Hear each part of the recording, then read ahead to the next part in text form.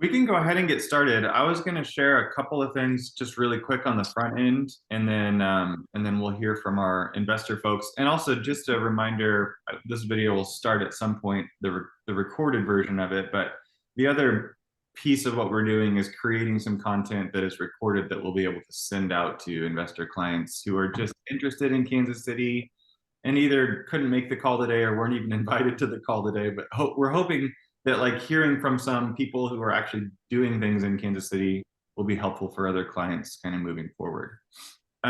So first, I wanted to give everybody, this is a small enough group, maybe quickly everybody can just say hello and introduce themselves, including the agent folks that are on the standard team. So I'm Micah. I'm the leader of the standard team. I've been in real estate since 2017 as an agent, investing on my own and helping other investor clients. And that's probably good enough. I kind of do a little bit of everything at this point. But let's let the agent folks say hello and introduce themselves, and then we can also have Trevor, Roy, and Rebekah say hi. I'll go. I'm Madison, also on the standard team, and I'm coming up on 3 years as an agent. And me and my husband bought our very first investment property in 2023, and we are using it as an Airbnb in Rosedale, and that's been really fun. So, hi.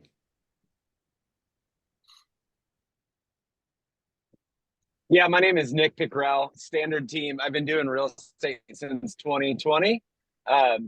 Similar to everybody else, I work with investors and I also do investing myself. So I've done a flip myself with some colleagues, and my wife and we have done house hacking. So we have 2 properties, but it's essentially 3 doors, and we live in the fourth. So our first house, we converted our detached garage into an Airbnb.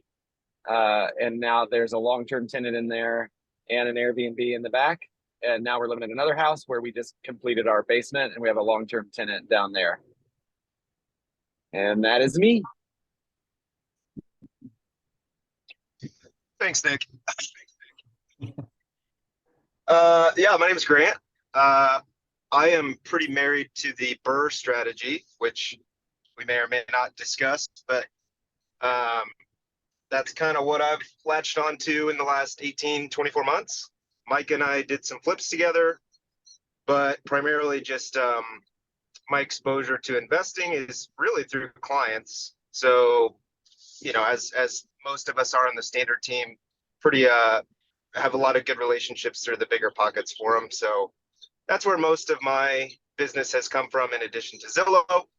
But I think investing for all of us on the standard team is kind of just like a second language. So that is me.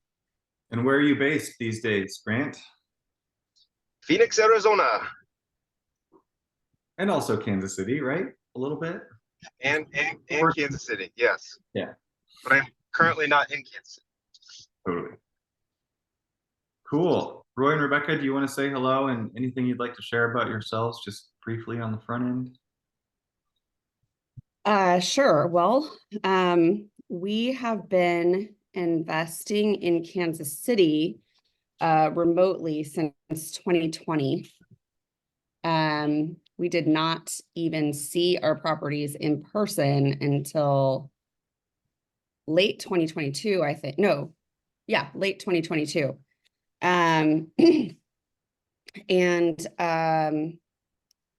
We live in San Francisco when we're not traveling somewhere other than San Francisco.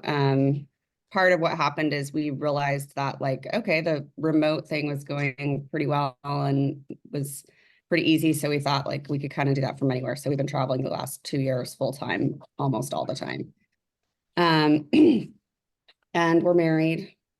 And we have not talked about anything that we're going to say here today. So you're going to get to see the real unvarnished experience of being a married couple doing investing together, which is that we are not always on the same page.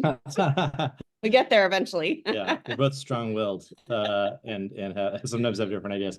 But we've worked on about what 15 projects, Rebekah, would you say? Yeah. 15 or 16 projects. About half of those are flips. The other half are rentals.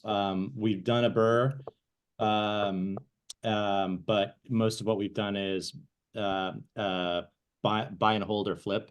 And every project that we do is major rehab. So, you know, we started off slowly and then moved up. Sweet. Thank you. Trevor, where are you at? Yeah, so like you said, my name's Trevor. I live in Kansas City for most of the last year. I've been traveling, but Madison's my agent. She helped me buy this duplex that I live in now while I'm here about a year and a half ago. So I'm here back and forth, but been traveling a lot lately. Sweet. Fantastic. Thank you, everyone. Just real quick, I'm going to share my screen. We do this as a team on a monthly basis, and certainly could any agent that you work with on our team can push this info out to you if you're interested in seeing it on a regular basis. But our local MLS provides stats. I'm sure really any MLS would do this, but for our entire market, which is not just Kansas City, but it includes some of the outlying areas as well. But this gives us just kind of a general picture of what's going on, and they do it on a monthly basis. So for 2024, obviously, we're just looking at January, and the year-to-date numbers are going to be the same as the January numbers. But it kind of helps us get our bearings just a little bit on kind of what's going on in the market, and sometimes it'll help us know what to expect. And so I don't want to spend, excuse me, I have a little bit of cough. Don't want to spend a ton of time on this, but just wanted to point out a few things. So very early in the year, winter time is slower, but if we're comparing 2024 to 2023, it's roughly the same in terms of closed sales. You know, 1,800 compared to 1,894 is really not that different. There's, you know, you'll see the percent change, it's slightly down. But this feels a lot like it did last January. A positive change, I guess depending on how you look at it, if you already own, a positive change is that our average sales price continues to go up. If you're looking to buy, it means you're going to pay more money for whatever you're buying. But values continue to rise, and we'll see here as I scroll down, but have been for the, you know, I guess over a decade in Kansas City. Is Micah cutting out, or is it just me? Yeah, you kind of had a little bit, Micah. Okay. Let me see if I can.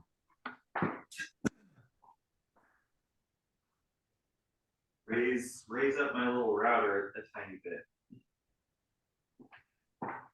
It did say for a second there that It also just might be the combination of video and shared screen in terms of like the data work that your network is doing. Yeah, if you keep on running into issues, Micah, you can just if you turn off the video, it'll help probably. Oh, good idea. Yeah, thank you. Roy, I have a feeling you're on a Zoom call or two. Just a few. You know the tips and tricks. Okay. Hopefully this is working a little better, or can you hear my audio? Yeah, coming through just fine. Ruby.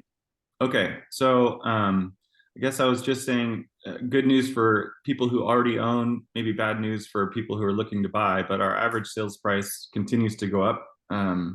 As you can see there, up 3.7% just over January, and that's during a time of year when things typically aren't as competitive and slower. So we'll see as we move into the spring. February, we're almost done with, and we'll have stats for, but certainly March through May or June, that average sales price is going to hike up, and so will the percentage of original list price received. But in terms of this year over last January, across the board, extremely similar coming out of winter, looking towards spring. The only other thing I wanted to show was just for Kansas City, again, to kind of see the long-term trajectory. Obviously, there was a pretty steady line from, we can see back to 2014, but it's really going to be back to like 2011. when things started ticking up post 2008. So 2010, 2011, this is what the line's going to look like until we hit mid 2020 and things really went nuts for a while. And then if you look further down the road, it kind of flatlined slightly. End of 2022, beginning of 2023, things just sort of, there was a pause for that winter. It's kind of what you see there. And then again, for the remainder of 2023, not the same angle as like the 2020 boom, but virtually the same angle on that line as 2014 up to 2020 that you can see in those years. And so just overall, Madison and I attended I guess it was called an economic summit with some area experts talking about what's happening in Kansas City and where Kansas City is headed. And it seems like the general consensus from the people that we heard from, and we see reflected in this average sales price here too, is that like, we're just on the ride, you know. It's like for the foreseeable future, that trend line that again, from, I guess from mid 2023 till now, that mirrors the rest of what we can see 2014 to mid 2020. That's kind of what we should expect for the foreseeable future. There's lots of reasons for that. And there was a like more of a global economic person that was sharing and just saying, seems like we've avoided a recession, seems like interest rates are going to be coming down. Doesn't seem like there's any really dark clouds on the horizon for the overall economy. And then the more Kansas City specific people are talking about Panasonic moving into town and Meta/Facebook building a data center here in town. Some of the changes happening with our sports teams, and was just recently announced, but Royals moving to a new downtown stadium they'll be building, the first ever women's soccer stadium that's down on the river. Just, you know, kind of big and small things that are all pointing towards Kansas City kind of continuing to be on this trajectory. So excuse me again, super exciting to hear. Kind of fun if you're thinking about the investor side of that. Like, yeah, it feels pretty safe, pretty steady. Not like, you know, if I invest in Kansas City, am I gonna get a return? It's sort of like if I plug my money in there in any number of ways, you know, history would show it, and certainly kind of the future outlook is looking similar to where, you know, there are definitely good opportunities and kind of a great outlook moving forward. So very quickly, I'll pause there. Any thoughts or questions just on the info, the stats that are shared? And fine if there's nothing. I've got one more thing to move on to before we jump into investor stuff. Okay, last thing real quick, kind of a shameless plug. And a little bit of an announcement. I have a partner who does wholesaling, and so I'm happy to share more about that offline, or if people have questions. But he's based in Seattle and is focused in both Oklahoma and now Kansas City. And if you're connected to me, you've seen an email or two where I've pushed out some of the deals that he's been able to find. And Madison, I think, has a client. I don't think, I know. Madison has a client that purchased one of those deals, and it was a flip property for them. And I was actually just looking at photos the other day, and it turned out really well. But kind of up on the table just at the moment is sort of a weird property. But I thought I'd just show you because he has launched it on a website I'm not super familiar with, but you can see it here. I think you can see it, right? It's called Investor Lift. And this is his page. So his company is Transparent Cash Offer. And he'll find stuff all over the metro and kind of all across the spectrum on project size and house size and whatever. But again, this is kind of just the beginning, but this is something I'll be able to push out, I guess, as people are interested or as deals come along. My role for this guy in a lot of cases, and you'll see I'll send this link out, but you'll see if you go on and look at it, it's me. Roy and Rebekah have seen this 1,000 times until their eyes are bleeding, but it's me walking around this property with my cell phone and talking. And so that's what you'll find here in addition to the pictures that he has. But just really briefly, this is 2 very, very tiny, like cottages, technically single family homes. There's the one that you see in this main photo, and then the thing off to the side is actually a second house. It's not attached, even though it looks like it is. There's separate lots for both of them. They're on roughly, good grief, they're on roughly a half acre. But I guess as individual lots, they're kind of more like a quarter acre each. They sit in Casey Mo on 58th Street, I think. Doesn't say the address here. And they need virtually everything, but the price that this wholesaler is asking is $58K for 2 houses. They should rent even just as a 1-bed, since they are single family homes and detached. The rents are roughly between $650 and $750 a month.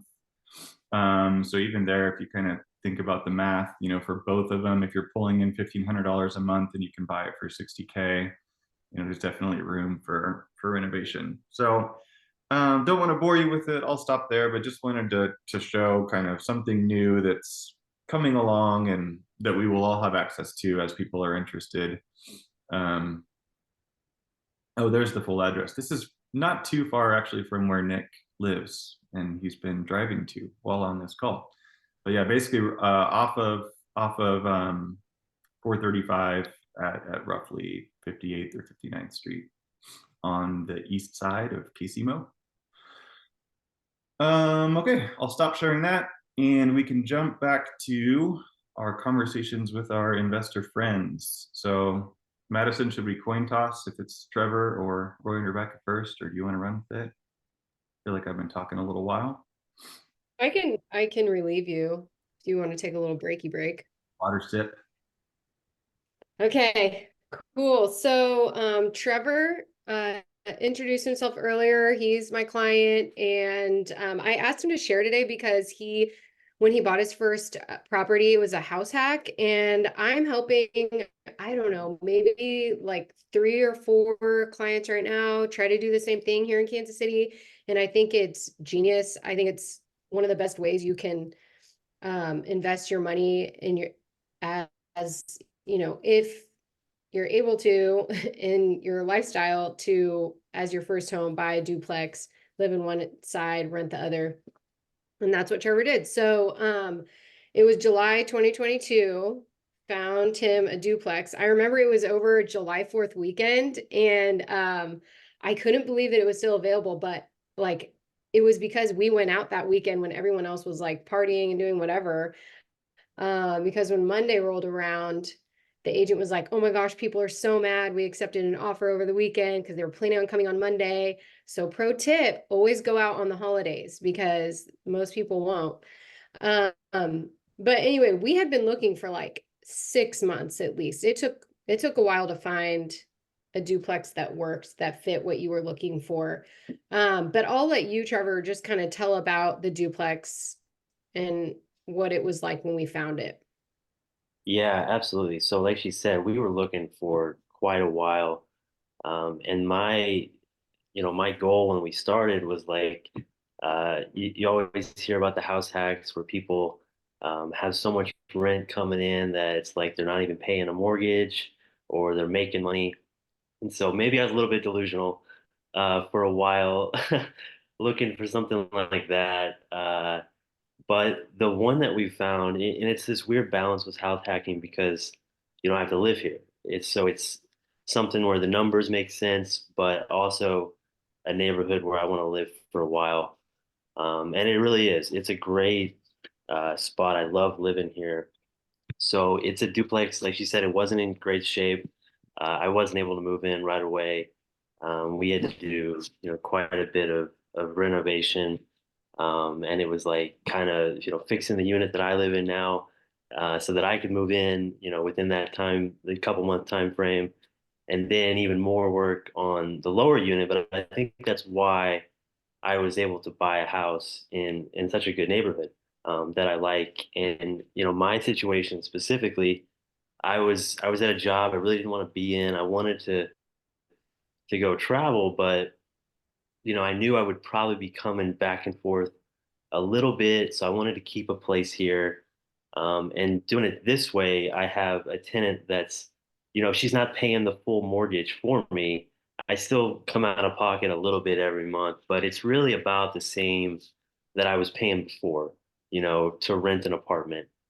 And the upside is that I have this asset under control. So it's really more of a long-term thing where, when I decide to sell this, I can take advantage of the appreciation it's had. And I have a place to live just like I would if I was, paying monthly to rent something. But it's great for me, especially if you're out of town as well. I have someone that lives here at the property. She's taking care of it. I'm not so worried about my unit getting broken into or when there's, natural disasters, stuff like that. So it's worked out for a lot of different areas than what I was initially thinking. Anyways, with the house hack, I do pay a little bit, but I have all these other benefits that make it worth it. So, that was really good. You hit a lot of good points.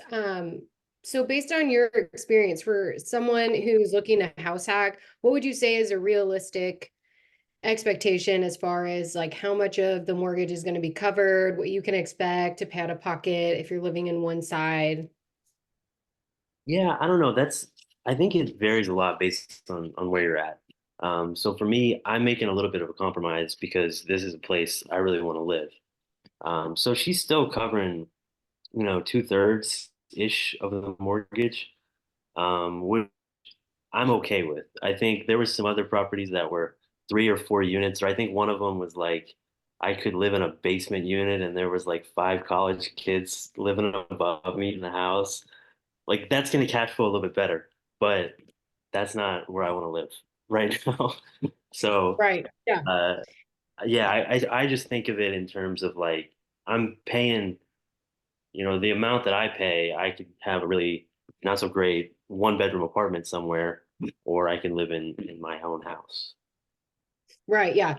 And we were talking about like all the benefits for you personally, because I do think it's a lot of with house hacking, the situation, it's different person to person. But for you, there's been so many benefits because you basically quit your job and you're traveling the world, which is just goals. Like, oh my gosh, that's so cool. He's getting ready to leave you're going to South America here pretty soon, right? Okay.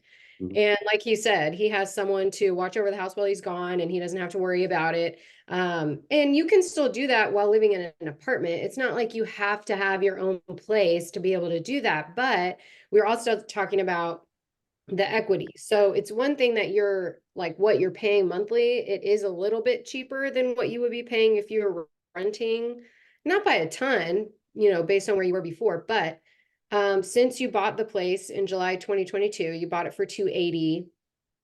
I'm not sure how much you put into it, but I was looking up the comps for that area and it would probably sell for around 350 right now. So in that short amount of time, like that much value increase is huge. I mean, so you're gaining a lot of equity just in the short time you've lived there. So Yeah, good I job. think I think that's the benefit that I see from it. Anyways, yes, like all the rent that I get is lowering the mortgage. That helps. It's more long term that I realize now. Yeah. Cool. Thanks. Does anybody have any questions for Trevor? Yeah, is there a plan that you have? It's more long term to own the duplex and get that equity over the long haul. Are you thinking you'll move out at some point and do it over again, and just have 2 tenants there and then pick up another house hack, or what's your long term plan? Yeah, I think that's one of the best strategies for real estate or the people that use house hacking to build a portfolio. That's not something that I can do right now, but the whole goal when I bought it was like I want to own rental properties for the long term. So this is really like at the moment it fits what I need. I live here. But eventually, yeah, when I move out, I'll just rent this unit and then even more of those long-term things like the rent increases will make the cash flow a little bit easier. So yeah, ideally it would be like picking up multiple rental properties. That was my question, Trevor. What's the tenant paying? What's the rent? Yeah, right now I get 1,200 on the rent. Uh, and you know, for this area, that's something I'll definitely look to increase over time. Like I said, it's not like it covers all of my mortgage. It's the majority of it. But that's still $1,200 every month that, you know, I have What's to come out of pocket. what's her bed bath split? 2 bed, 1 bath. She's paying 1,200 for a 2-bed? That's fantastic, dude. Good for you. Yeah, Where's and what's he's the in address? Where is the deal? he's in Midtown. Yeah, like right off of 39th Street. Okay. Close. Yeah, that makes sense. I was gonna say 1,200. Dang, that's awesome. Good for you, man. Thanks.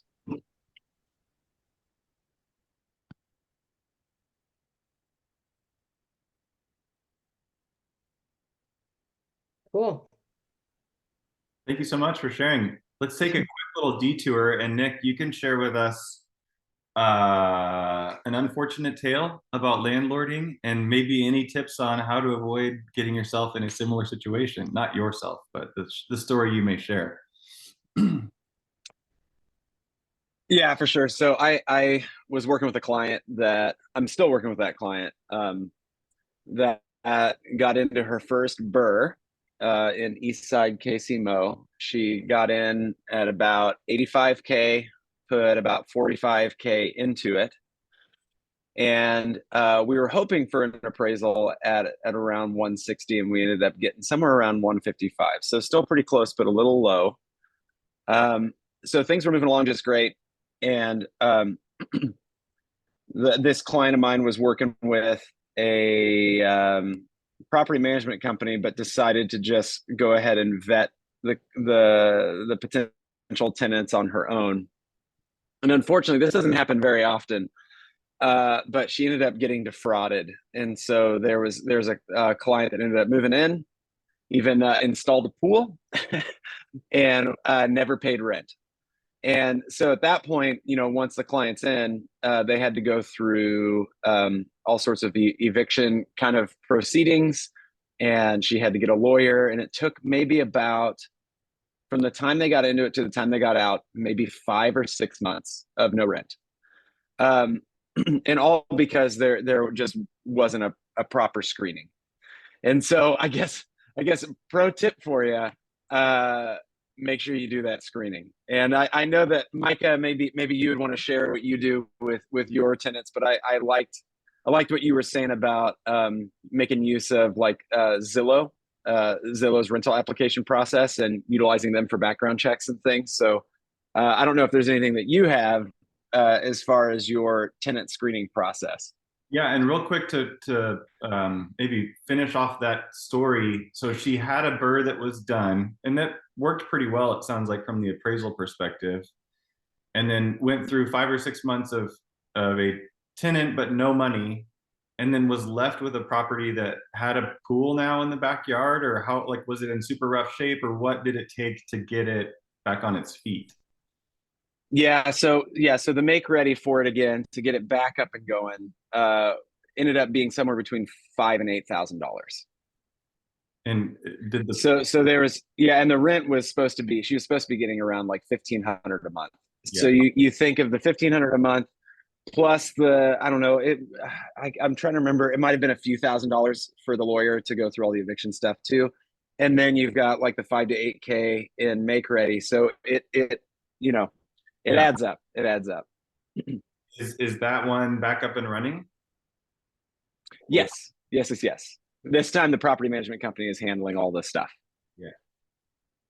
I'm glad that she's made it through. To your question. Yeah. I mean, I felt bad because that was her first BRRRR, and that was like nightmare scenario there. So. And doing it from out of state, right? Doing it from a distance. Yep. And then, you'll start to feel like you're cursed, I'm sure, where it's like, why did I ever think about investing where I can't be there, where I don't have control over stuff, where people move in and don't pay, and also have a giant above ground pool installed without my permission. Nick, who did she do the long-term financing with? Oh, on the BRRRR? Yeah, I think she actually went with Lusk Mortgage. So a DSCR loan through Lusk, or actually it's not Lusk anymore, it's Link Mortgage, but it's Shelby Lusk is the loan officer. So that's who she ended up going with after trying multitude of people. And she did good on doing research. It's just this is the one slip up. Did she share with you, what was the LTV on the refi? Do you remember? I think it would have been I think it was like I actually don't remember, but I think it was very standard, like a 75%. Because that's what's so crazy. Like, I mean, are you talking about the cash yeah, out? I mean, that's what's so crazy is like that's a horrible situation. But you think about the fact that she fell a little bit short on the appraisal. So she's out. I'm sure she left, I did mental math, but like less than 5K based on that appraisal. So closes on it at 75 or 80%. And then she's got this like catastrophic issue, which in the grand scheme of things, you think about it, like her initial equity that she already has, that 20 to 25% that's already baked into the property. It's like she's doing all these CapEx repairs to make ready because she lost all this money. It was a horrible tenant situation. But even that like worst case scenario, she still has all that equity that she has not tapped that was just there based upon the project that she did. And so even a worst case scenario, she still can refund herself at some point based upon this issue that happened. And that's what's so cool about so much of real estate, but the BRRRR specifically is like, okay, that's a really, really bad deal, but you still technically aren't out a whole lot of money. You have this basically this initial reimbursement on the equity that you got just from doing this project. That's money you wouldn't have had access to otherwise. And so that's like hard to frame it that way or offer that as like a silver lining, but that's still a way to think about it, is like it's a loss, but not really, you know? Yeah, there wasn't much of her own money that was like out the door. Like the stuff that Exactly. she would have been having to front would be like utilities and rent. That is really just the utilities and property taxes, but also not receiving rent. And then she has like her hard cost would have been like maybe 10K. Right.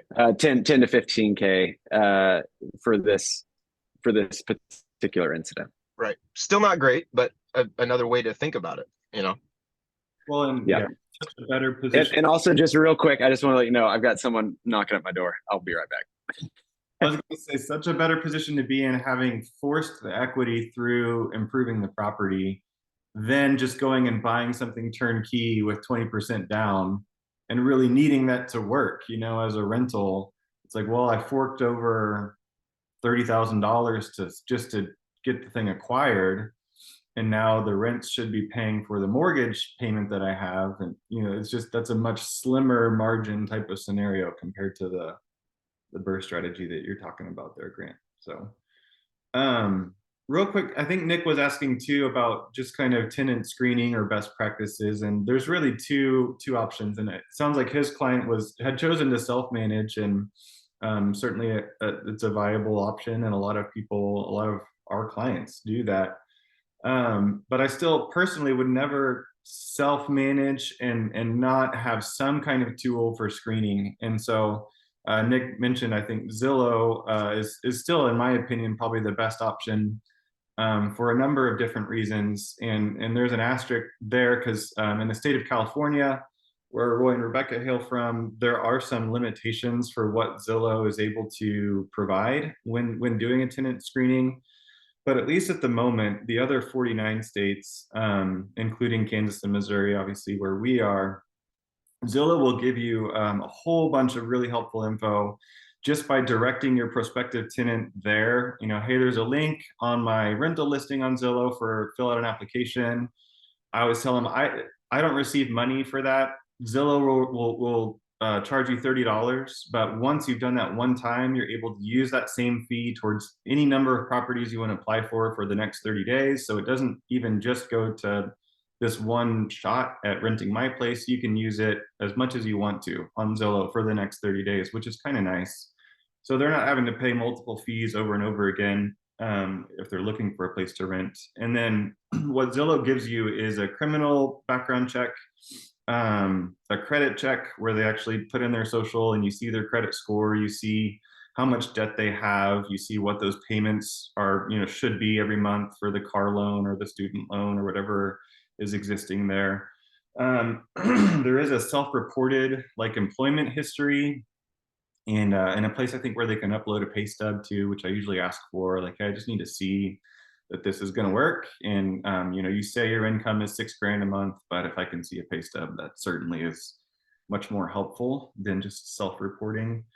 And then there's like an eviction history too. So they'll look at like public records or court filings that would be tied to this person's name and let you know if there's anything there in the history for that applicant. And I'm going to get this wrong, so we should look this up later, but Kansas, and Nick probably knows too, working with the Casey Tenants Group, but there is a new regulation in KCMO that I think is somewhat similar to California in a few ways, or at least here in Kansas City, where it's no longer allowed for a landlord to make a decision on a tenant based on the source of their income. So if they say, hey, I work at this place and I get $1,000 a month, but I also get another $1,000 a month in some kind of assistance payment or something like that, you as a landlord can't say like, hey, normally this would work, or your $2,000 is enough for the $750 I'm charging in rent, except I don't want to rent my place to you because you're on public assistance of some kind or something. That's a big no-no, and really, in my opinion, is the right move, or at least levels the playing field. It's like, hey, if the money's there, like, why wouldn't this person be able to rent a place that's suitable for them? And I think that's what as far as what I've read on Zillow for California regulations, it's kind of similar. Zillow, when you look at a background check there, they make you check a box, even though it's very clear, my listing is in Kansas or Missouri. If I'm looking at a background check, it makes me check a box that says to Zillow, no, I'm not in the state of California. Because I think the idea is kind of similar there. If I have it right, it's like, yeah, you can advertise a place for rent, you can have people find you can have people inquire. There's just a whole set of things that you can't make your decision based on. And so if Zillow's providing this info, you have to promise us that and I think in that case, you're not even in the state of California, otherwise we're not going to show you this info. Or if you're outside of California, like I just mentioned in KCMO, you're not making your yes or no decision based on the information that they've provided to you, or certain aspects of the information they've provided to you. So self-managing, again, can be tricky. I would say always use some kind of source for the pertinent info that you need. And then maybe the other thing to point out if you're self-managing is, I hope this doesn't come across the wrong way, but when you're letting a tenant or a group of people know what decision you've made, don't say anything other than just like, hey, we reviewed your application and we're going to go with a different tenant. If you get into kind of some logic or reason, or hey, it was because your credit score was really terrible, or hey, it's because you have too many kids or whatever, you're just opening yourself up to so many more pitfalls and liability, and people coming back at you and saying, hey, you treated me unfairly, or that kind of thing. And so that's, again, if you're self-managing, just kind of be aware of the need to have some screening, and then the need to protect yourself for whatever reason when you decide on a tenant, just providing a kind, basic response. Hey, we really appreciate you applying. We went with somebody else. There are certainly usually reasons behind that, but in that instance, the more you share, the worse it can often get. And I'm not saying that to say, this is your way to skirt the system or to treat people badly or anything like that. It's more just because you're self-managing, you have to kind of limit your exposure. Because the other option is obviously a professional property manager who's going to take on all of that liability and handle the processes. And I'm not a terribly litigious person, but Nick, in the story that you shared, there's a possibility that client could have gone back to the property manager and just said, hey, like, you really failed here. Like, there should be some kind of, I don't know, settlement or whatever the word would be, some kind of help given by the property manager in a situation where that kind of thing went down. Although I would also imagine a lot of professional property managers are going to say like, hey, we're not liable. We'll place a tenant for you and we hope it goes well. But it's going to be in the fine print. But certainly if there's a third party professional property manager on board, that's the advantage there. They're going to handle all of those headaches for you.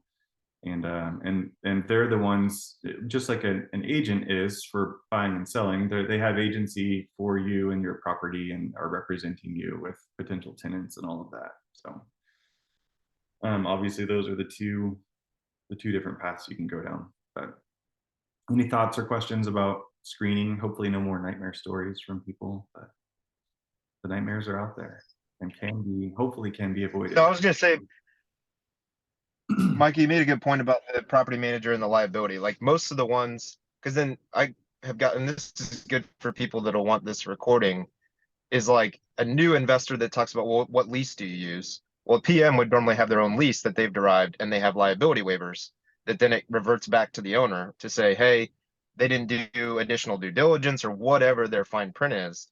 And so not only reading through a property manager's lease to make sure there's nothing that's going to come back on me that I don't want, but then if you're self-managing and you can draft your own lease and have it signed the way you want it, like you can make sure that all that is teed up how you want it. And I mean, the amount of times that I've got asked, like, well, what lease do you use and what's all the verbiage and what's all that? And it's like, really doesn't matter. Like you can kind of draft it how you want. And as long as the tenant reads it and signs it, you're good to go. So that would be the additional step.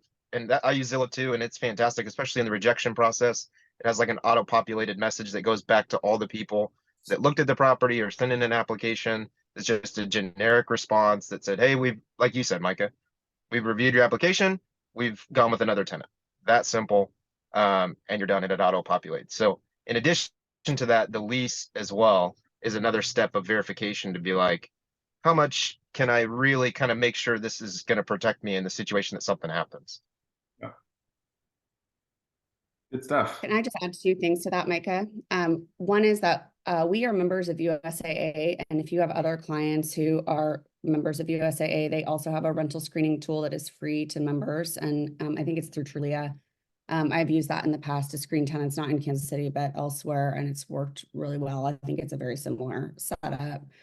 And then the other thing I would say on the lease front is that if you are, going with the property manager, we did have a lawyer before we, we interviewed a lot of property managers, but we had a lawyer go through so that, yeah, they have their lease that they use, but we wanted to make sure that we really understood, is there anything that we should look out for here and talk with them about?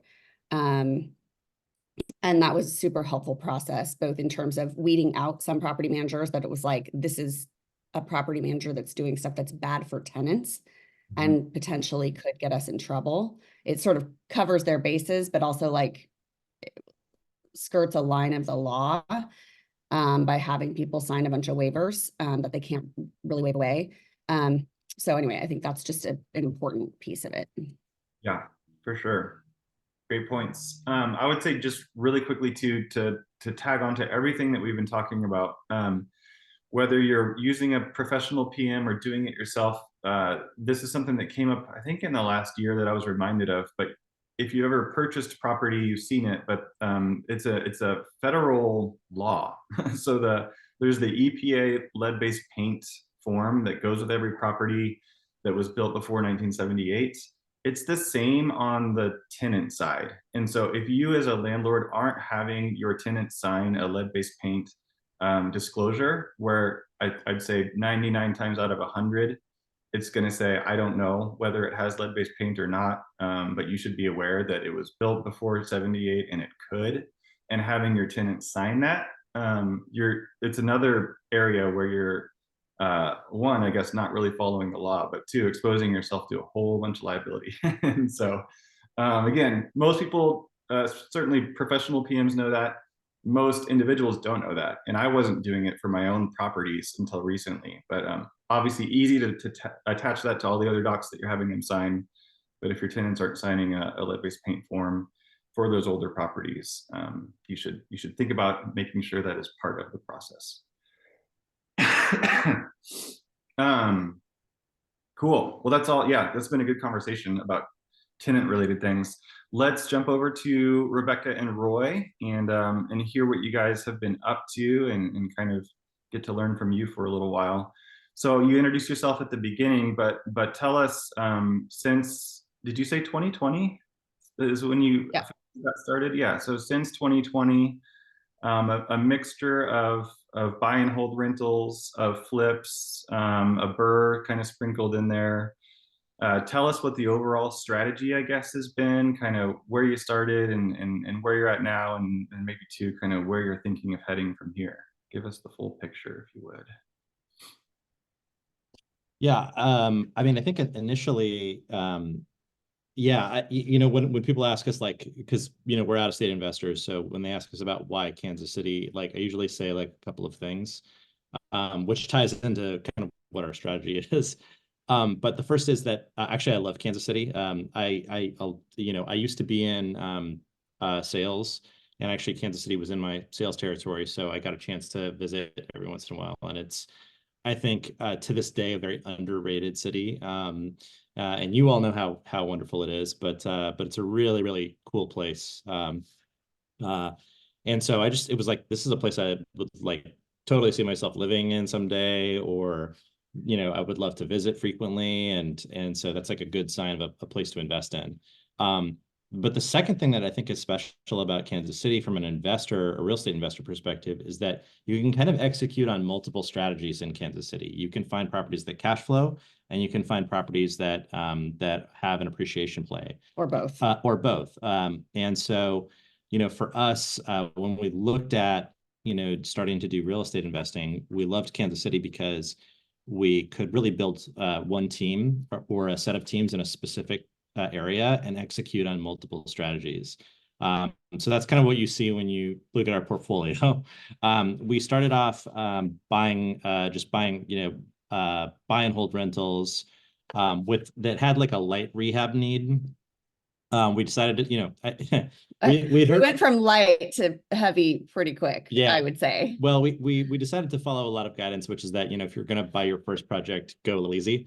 So I think the first project we bought was in Raytown, and it was, I think we acquired it at 110. I think we invested 10K in it. I mean, paint, some additional lighting, some bathroom renovations, some refinishing floors. And yeah, that property is probably valued at like 150 or 160 ARV now.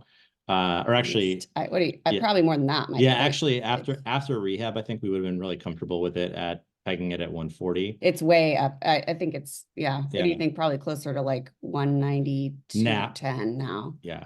Yeah. We've had a few years of appreciation and pandemic, all those acceleration. We've had the same tenant in that property since then as well. Yeah. It's a great property. We're really happy with it. But so we started off with lighter rehabs, and then we kind of, with every project, we took on a little bit more. And so now we're really comfortable, doing rehabs in the like 50 to 100K range in Kansas City. And so we do everything from flips to buy and hold to BRRRR and all that kind of stuff. And I would just say like a couple things. So Roy handles the financing, or like, all the financial stuff, kind of doing the analysis. I do all the construction and the design and manage that whole process. And I would say like a couple things. One is that, on both ends, we try to turn out a better product than you're going to see most flippers do. I was actually just looking through a bunch of stuff over the last couple of weeks, and I'm like, man, come on, guys. Like, you really like cheaped out there, and it shows. And I think that has a psychological impact on both your renter and your buyer. Renters are nervous about moving into flip houses. They don't want to deal with stuff where everything's been done cheaply and it's going to go wrong. And the same thing with buyers. And so, psychologically, if they come in there and there's stuff that gives them, even in the back of their mind, little reason to pause, it's a competitive disadvantage. And I think we do have an advantage because we turn out a nicer product. It's an advantage in that we get more money, but it's an advantage in that it looks better and there's less to quibble with and all that kind of stuff. It's usually treated better. Our rental properties are treated really well. We have very fortunately had zero problems with tenants. I mean, and part of that's the screening of the property management, for sure. And we have lots to say about how to vet your property managers.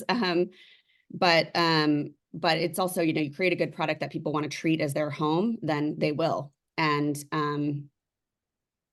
then on the same thing on the flip side, I will say, like, I think a tendency that people do when they start is to kind of do inexpensive things. And like on rental side, I would say like, if you put in a cheap fixture, you're gonna end up replacing that fixture. You could put in a cheap vanity, you're gonna end up replacing that vanity. So put in stuff that's gonna last, or you're just gonna do it over again.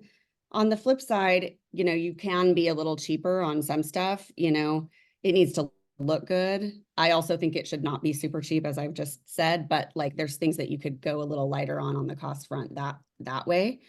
I just completely lost my train of thought. So we should pause and see if there's any questions or any other prompts you have for us. Yeah, well, and tell us where things are headed from here. So you have kind of a blend. So you've got a rental portfolio that's bringing you monthly income. You have some flips that'll give you an infusion of cash, as those sell. What's kind of the overall picture as you think about future in investing in KC? Yeah, I think we want to do a lot more buy and hold as we kind of move forward. Like it's such a great market to do that in, and BRRRR too, right? Would be great. So yeah, I think we have like 2 projects that we have listed, and we're looking to acquire another project. All those are really flips. So the cash infusion from the flips, what we'd ideally like to do is take that and funnel that into buying more rentals. Yeah. So yeah, long term, every time we do a flip, we wish we could hold on to it. So, but obviously like cash flow, leverage, all that kind of stuff is part of what plays into that. But yeah, if I could, all I would do is buy rentals. I mean, it's a little hard right now in terms of just rental interest rates. Have made that a little tougher. It's a little more competitive out there. I would say that we build in a lot more margin to our deals now than we did when we started, and not because we needed to back then, but because the market conditions have changed and pricing, and there's a lot of variables that impact it, and we want to make sure that we're being really, really conservative. And that's good if you have a nightmare scenario and you buy enough houses, you're going to have 1 or 2. We certainly have. And so we do build in a little bit more margin to those deals now. And we also try to generally buy in already good established neighborhoods. So we're not buying in, an emerging neighborhood where things are really dicey on either side of us. We're definitely buying like worst house on the block kind of a situation. And I think that's worked really well for us because we get the built-in advantage of a good neighborhood in a good area, and just taking a house that is uninhabitable and out of reach for most buyers because of that, and then making it into a good, usually first home for a couple or a young family, whether that's a rental or a flip. That's awesome. Can you share how many, I think you said it was 6 or 7, but how many rentals are you currently, what am I trying to say? How many rentals do you currently own that are bringing you income? 6? And yeah. Those required some kind of fixing from when you first got them to when you launched them as rentals. I'm just curious, like among the 6, are there any that are like kind of dead weight that are hurting you, or that are just break even, or are they all cash flowing to a certain extent? They're all cash flow. They're all cash flowing, and they're cash flowing pretty healthily. Yeah. There's one property that we bought, if you want me talking about this, we bought actually somebody else's flip, which is something we don't normally do. Almost everything we do is we buy value add. But we saw a property in a neighborhood in Independence that we bought that was somebody else's flip, and we've had some issues with that. It's been a good experience because we get to see how another flipper works. Made us really confident in how we flip houses. But even that house is still cash flowing, and we're really happy to own it. And we get a lot of people trying to buy it from us. So yeah, and just like as an example, like so when we got East 73rd, our first property, we planned on a $1,200 rent. It now rents for $1,450. We bought East 59th and planned on $1,500 for rent. It rents at $1,845. We bought Wacomas and thought that rent at $1,300, $1,350. It rents for $1,720, which is crazy to me. Yeah. Especially if it's crazy. 99 Terrace, we thought would rent at $1,250. It rents at $1,530. Osage, $1,300, rents at $1,495. That's the one he was just talking about. another property, we thought 1,250 and it runs at 1,400. So all of those have gone up considerably, and they all cash flow from the start. And I think that's important, because if you do a rental rehab, even if you do a killer job and a major overhaul like we do, once somebody's living there, you're going to find stuff you didn't know about. So there's going to be additional stuff you're going to have to do. So it's good to have a little bit of buffer. And I would say also on all my rentals, I buy a sewer and water policy just for the first year. So that, and sometimes a home warranty also, because there's just a bunch of system stuff that I'm not familiar with because nobody's lived there and I don't know how it's going to hold up. And that's definitely saved us more than once. Okay, But you know, I mean, I have several real estate questions for you before you move on, if that's all right. I want to touch on something real quick because you went through. Okay, so Raytown and Independence. Any other neighborhoods? yeah, North KC, and then South KC as well. And we've done flips on the KCK side too. Where in KCK? Fairview. Okay. So out of this, Fairway. you may have, Fairway, sorry. yeah, you may have said this already. How many of the 6 were BRRRRs? One. One was BRRRR, and then the rest were just turnkey? No. So they're all rehabs. So they're value add. They're just not full on BRRRR. That's Big right, time. exactly. They're really close in a lot of cases, but except for our first project where we put in like 13K, and that is really to vet a contractor. So I think if people are looking at building a contracting team, especially remotely, do a small project, 15 to 20 grand, see how you communicate, see how it goes so that you could, before you spend a whole ton of money. And then, but everything else has been like 60 to, or 20 to 80K. In Rehab. in rehab. But yeah, so to your Okay. point, yeah, everything that we've done is value add. I think that when we say we've only done one BRRRR, we mean that we've done only one nearly perfect BRRRR. Well, So I mean, I hey, think that yeah, you're doing it. I mean, 5 value adds, 1 BRRRR, and especially in those areas where the barrier of entry is higher. Like do you know like price per door on the 6? Yeah. Do you know offhand? Yeah. I just looked at it just to verify. So we paid 60 for white, put in 65. that's South KC. That's no. Oh yeah, that is South KC. So We paid, 120. yeah, we paid, I think 120 for Osage, put in like 6 to 10.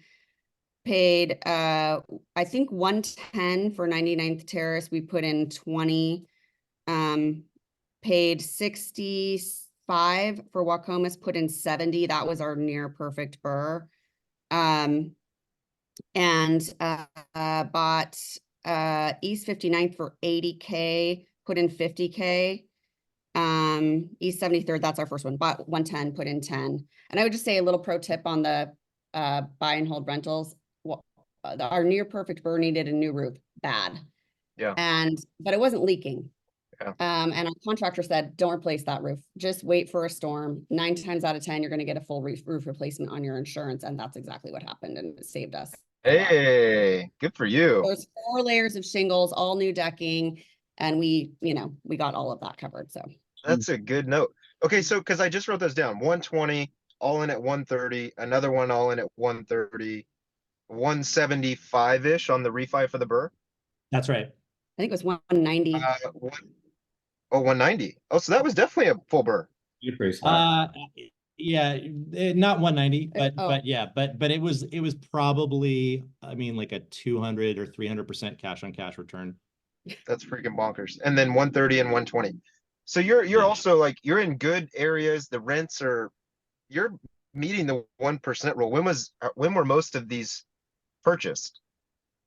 20, 21, 20. Most of our rentals were probably purchased in 2021.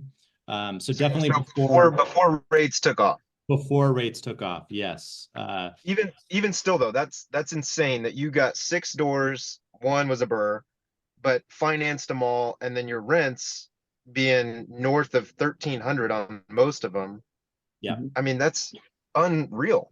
We Good job. we usually get about the 75th percentile of rents, and that really is about how we rehab the properties.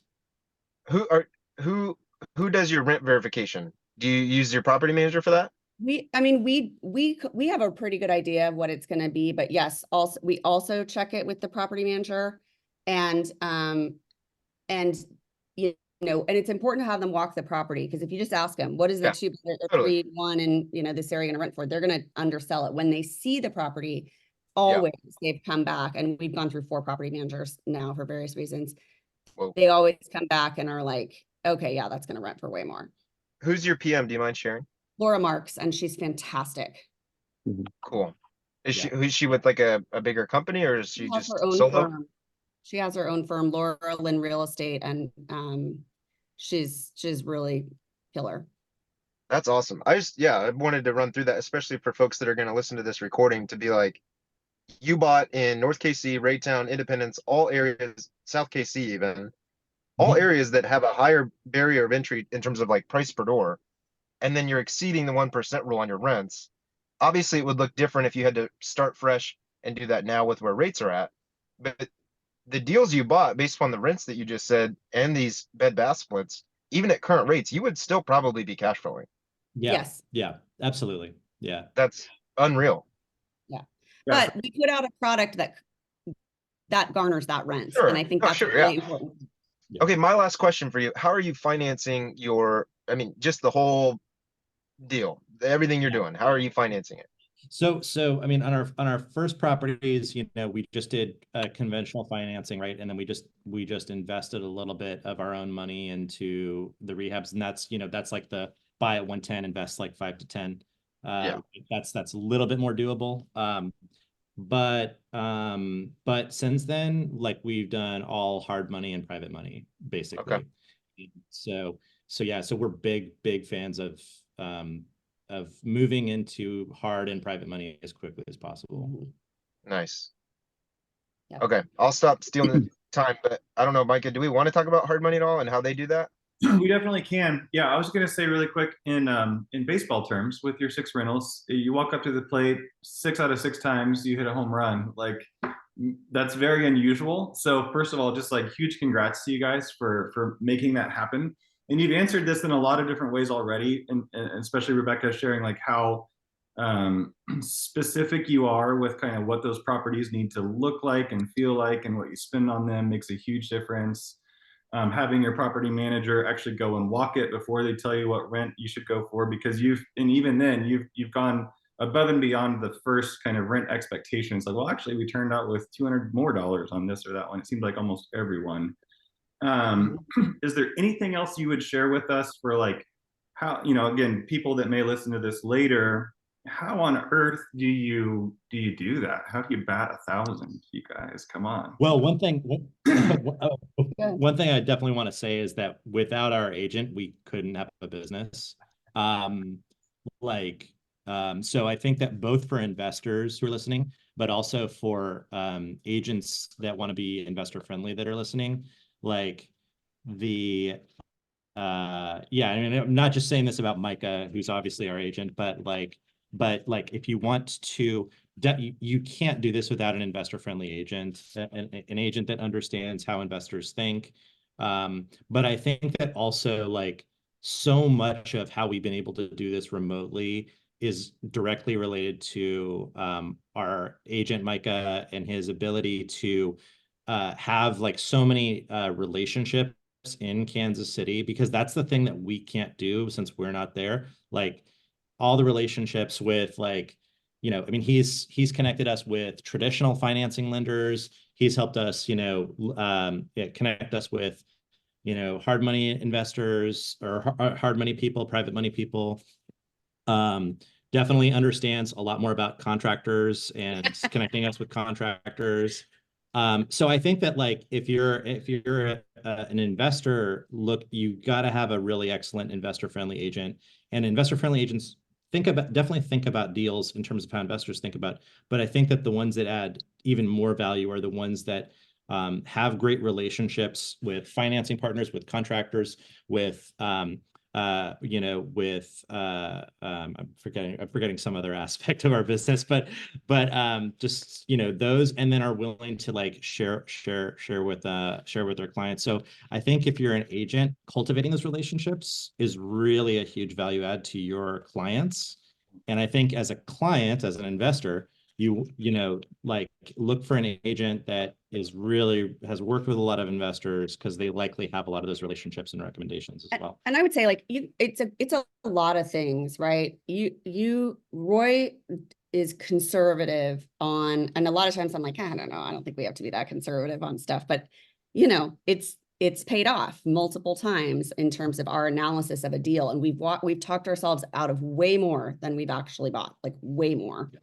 And offered on way more than we've actually got. And so you just really have to do that. And I would say, you know, so that's one step of, you know, sort of risk mitigation. The other is where we buy. The other is the product that I desire to create, but I can't do that on the ground if I don't have a team of people who will execute it in the way that I want. You know, it would be very easy with us being remote for people to not just sort of like be like, they're not going to see it. It's fine, you know? And I know we don't work with those kind of people. There was actually a joke with one of our contractors. I used to do like probably every 2 to 3 weeks of a project. I did a FaceTime walkthrough with the contractor so I could see how things were going. A lot of times now that I know, you know, how it's going, I don't do that. Although I just did one the other day and I was like, I probably should have done that a little sooner because there's a couple things I didn't know about. So every time you break your own rules, you'll remind yourself why you have them. But you know, one of our contractors was short a doorknob. So he put same color doorknob, different style doorknob on a place, didn't tell me about it. You know, we walked through and I was like, what is that? What is that doorknob? That is not the right doorknob. And he started laughing so hard. He was like, I knew you were going to find it. You know, so you have to have somebody who will tolerate doing that with you, who is open to it and doesn't feel like you're looking over their shoulder or bothering them. Our contractors have come to appreciate it as an additional quality check. You have to have people you can really trust, and you can have good contractors, but if the communication isn't right, it won't work. So I think that's a really important piece. And, you know, we have gotten pretty lucky on this. We've definitely had disasters. We've had a tree go through the roof. We had a sewer explosion. We've had all kinds of stuff. So you will have that, and make sure that you have reserves to cover that stuff because it will happen.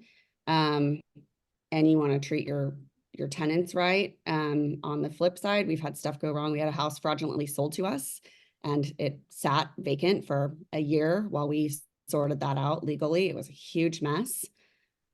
Please go buy it. Please tell your clients to go buy our house right now. It's listed. It's beautiful. That's what's so sad about it. I really love that house. So having the reserves in our own personal funds to make sure that didn't bankrupt us is important. It's not, you know, this is not for chumps. There's a lot of 7302 Elm in Raytown. You know, there you can be very successful, but you need to be very cautious.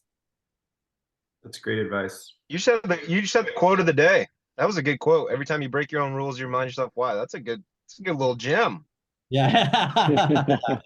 And I don't pay anybody without seeing evidence of the work. Oh yeah. So I won't pay people up front, not for materials. If they need materials, I will pay the roofing company. I will pay the windows company. I have a Sherwin-Williams paint account. They can go get the paint there, call me and I'll approve it. But I'm not giving anybody money for materials up front. And I don't care how much I trust you, because there's people who've done really good work for me in the past, really good work. Micah knows this very well. And then the next job, yeah. Yeah. The next job, not so much. So they'll take your money and run. So I always have Micah or somebody else walk the job to look at it. That has been really important. And I also require pictures and videos as well before I pay. So. Mm-hmm. I know that we keep like hitting y'all with questions, but I realize that I have a couple of my own, if that's okay. Yeah, of course. So basically, like the two questions that I had, one I think will be pretty easy. So I wanted to hear like what your ideal minimum cash flow is when you're looking at properties, to be like, okay, let's do it. So like monthly cash flow from rent, what are you looking to get? And then also if you have a couple ideas of how you vet your property managers. Great. Yeah. I'll handle the cash flow question, and then Rebekah could talk about property manager vetting. But yeah, so on the cash flow side of things, really I'm looking at like percentages more than I am like dollar values, right? And so you know, what I am really aiming for is something that is like 13% cash on cash return or above that. And you know, ideally well above that. So yeah, and that is gonna be inclusive of property management. Like we're under, you know, we don't self-manage anything, but even if we did, we would underwrite it as though we were property managers and pay ourselves a property management fee. So yeah, that's like all in what we're shooting for typically on our deals. On the property manager vetting thing, I think this also goes for an agent too, in some ways, but like one of the things that was really important to me is like, obviously we're in this to make money, but there are people involved here, people who are going to live in a place that you flip, people who are going to live in a place that you rent, and you owe them something, you know? And I think that very often I hear people treating tenants as sort of like a necessary annoyance that is in the middle of profits. And I think that's a really flawed way to look at it. I think the tenants are your customer, your primary customer, and you need to make sure that you have someone in place who's going to service them well. And that's to your benefit. If you have that, if they're serviced well, your property is going to be in good shape, your tenants are going to stay, you're not going to pay as many turns. And, you know, so when I was interviewing property managers in the first place, we interviewed probably 5. If someone only talked to me about how much money they were going to make me, or if they said anything disparaging about how annoying tenants are, or if they didn't talk about how they would treat the property, like take care of the property, not just maximize my profit, I just walked away. That is not our philosophy. So I wanted people who are connected to the community, who are going to know my doors. So if you have a management company that's so big that they don't know your property, like the person you talk to on the phone has never been to your property, they don't know it, they can't recall it, they're probably not going to do the best job for you. You're going to be a cog in a machine, and your property and your tenants are going to be treated that way. So it's really important, I think, to ask how many doors, how often they visit a property personally and walk it, how you get a report about the condition of your property, the kinds of things they do and offer their tenants from a maintenance perspective. Ask about their philosophy of property management and listen to how they talk about the other neighbors even, right? Like how they think about the impact on other neighbors, how they vet people, how they're going to communicate with you, right? Like we had one property management company that I could literally never get anyone on the phone. It was insane. It was so frustrating. And then when I did, I'd have to go through the whole story like 5 times, then I'd have to talk to somebody else. So having somebody you can call directly is going to be really important, especially when there's a problem, and vice versa. So I think those are a few things that are, and somebody who really knows the market, right? Like who can tell you, hey, we're looking at a 3-bedroom, 2-bath in Raytown, like about what's that going for right now at the 50th percentile, the 75th, where can we stretch it? If they're just going only by, you know, PropStream or like Rentometer, that's not helpful. We can do that ourselves, right? So we need people who have an instinct for that block, that quarter of the neighborhood, and not just kind of a general data point. Yeah. And I will say, you probably heard Rebekah say we've gone through 4 property managers. We actually only voluntarily left one of those. The other property managers were so great that they got acquired by a larger property management company.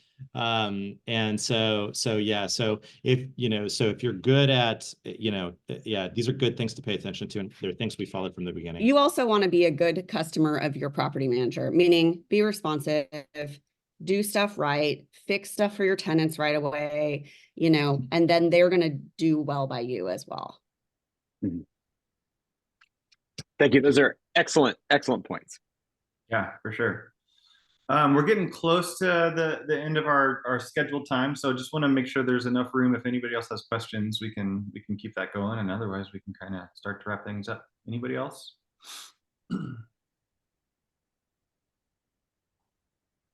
Awesome. Yeah, I guess I got another one. This time for Trevor. For Trevor. I'm curious, Trevor. I know you said that with your house hack that it definitely takes the sting off of the mortgage.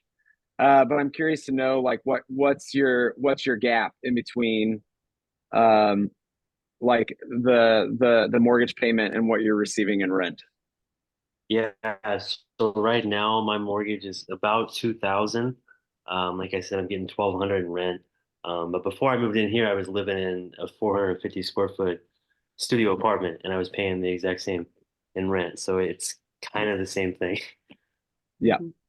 No, I think that's great. And so that means, like, if you're, because I'm assuming both sides mirror each other as far as 2-1. No, I'm in the upper unit, renting the Okay, gotcha. downstairs.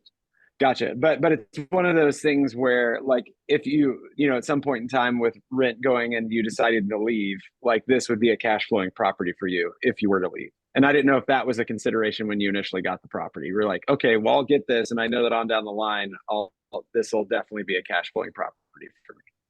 Yeah, yeah, absolutely.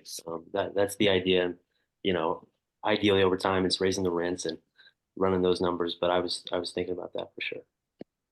And Great. quick question then, was it 20% down or was it less than that for your down payment? I think it was 20 or 25. I think it might have been. I can't remember. I think it was a little bit different with being multifamily, but yeah, it was conventional like that. Okay. I was just going to note that, even if it wasn't an owner occupied house hack like you're doing, any investor out there buying a duplex and like you said, 25% down is typical for the minimum for multifamily.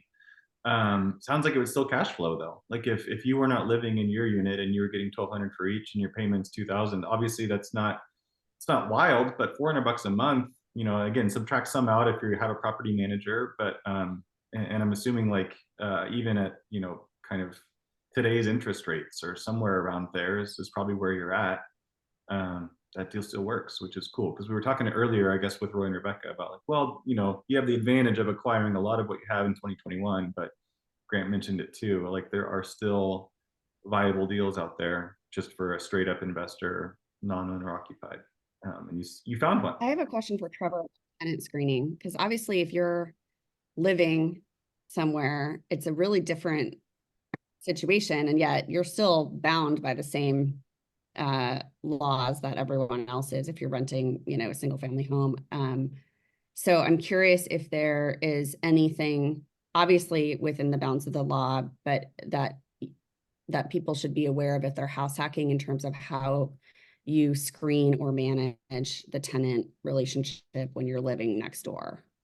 Yeah, that's a good question. I mean, I did the same thing, like we've been talking about with using the Zillow applications. But the whole process was a little bit different, trying to find the house and then finding a tenant is just a little bit more emotional because obviously that's my neighbor, and not even really my neighbor. They're in the same house. And so uh, that was a little bit interesting when I was trying to find a tenant. Um, a lot of people came in that you can't tell them like, well, I don't want you living in my house, or those kinds of things. I don't know the legalities of what I can and can't say, but I was definitely thinking about that for sure. Did you run into tenants who had an opinion one way or the other about living right next door to their landlord? Like people who were happy about it or people who were like not into the idea? Did it See, make it that's the harder or thing. easier? I might have, but they wouldn't tell me if that was the case. So there's a lot of people that sounded kind of interested, but didn't even turn in the application. Or I think a lot of times I think it pushed away a lot of, tenants that they wouldn't want to live in the same house as their landlord because they know the kinds of things that they do. So it was almost like for me, that was a good filter of a lot of people that wouldn't treat a property nice. Well, they're just not even going to consider the one where the landlord's upstairs. So I think it helped out in some ways. Yeah. Yeah, that's awesome. We haven't done a house hack, but I would really love to. So it's really awesome to hear your story about that, Trevor. Fantastic. Trevor was like, "Hey, welcome. By the way, I'm going to be living here." Yeah. I would just say one other thing, which is this is not specific to Kansas City, but I think it might work here, work in Kansas City, which is that we live in San Francisco. We have a home in San Francisco that we own. We decided we were going to travel full time. And so we did not want to Airbnb it because we're in it's our personal home. We want to come back to it.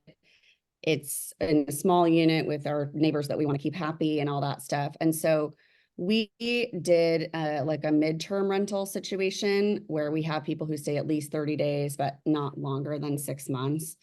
And we interviewed a lot of property managers to find people who were interested in managing that space. And I think that that's another potential way of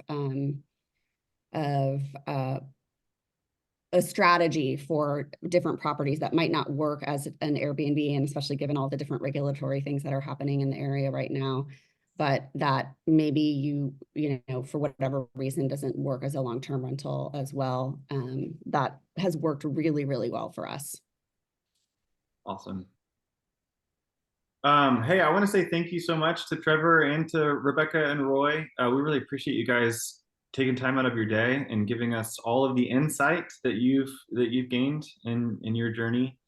This has been a great call. Really, really good info shared across the board, and something that selfishly for us as agents, we can now capture and blast out to tons of other clients who are interested in Kansas City, learning about Kansas City, need to know a lot of the things that were shared here, and hopefully be inspired too by your success and by the things that you shared. So any Can final you share thoughts? this with us, Micah?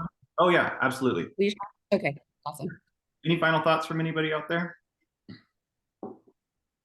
I will say, Rebekah, you guys really touched on it really, really well, and like honed in on the fact that obviously real estate investing is like in the culture and bigger pockets, and what gets talked about kind of in the ether is like it gets glamorized and rose-colored glasses, and it's so sexy, and it's actually not. It's a business, and the way that you guys are doing your thing, Trevor, you too. I mean, you're on the cusp of what that will be like to manage something that is more of a business, as opposed to, hey, I kind of just set my expectations and everything falls in my lap, and I can buy turnkey rentals. I can go do a BRRRR. I can do this. And it's like we found out post-COVID, post-rate hikes, all that those types of folks that had the rose-colored glasses really just didn't belong in investing.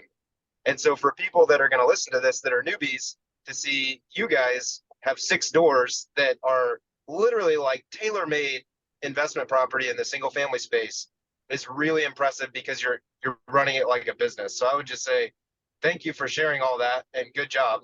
And good job, Micah. All right. Awesome.